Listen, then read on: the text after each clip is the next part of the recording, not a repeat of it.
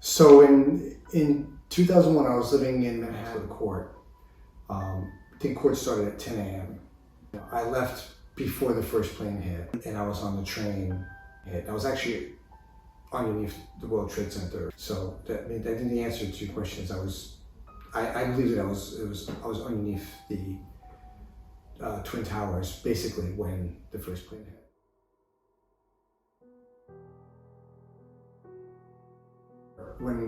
When I got out of the subway, I actually went to buy a bottle of water at a food cart, and I heard people talking that a plane had hit one of the Twin Towers.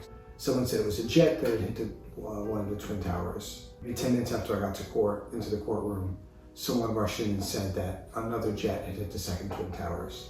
And we were all shocked. And I remember a woman, a lawyer, bursting into tears as we realized that America was under attack.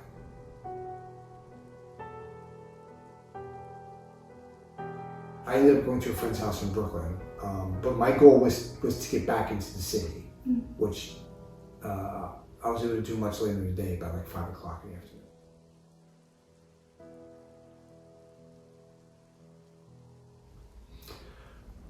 So, no one's cell phones were working. The system was overloaded, I guess. So I realized I couldn't get back to Manhattan because the subways weren't running. I tried to take a bus, but the buses were overwhelmed. So I ended up walking 4 miles to a friend's house who lived in a part of Brooklyn. I reached my friend's house about noon, and I stayed there for the rest of that day until 5 o'clock when we heard that the trains were running again, and I was able to get on the subway and go back into Manhattan.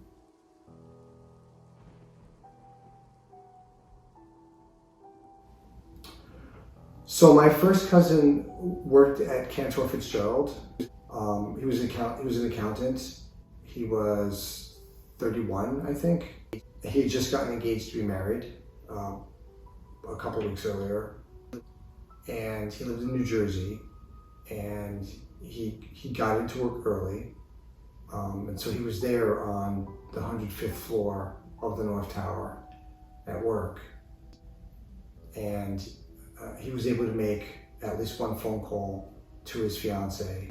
He said that he and others were going to try to get out, but he wasn't able to. So, he died,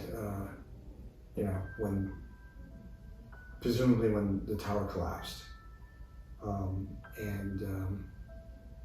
My aunt and uncle were fortunate.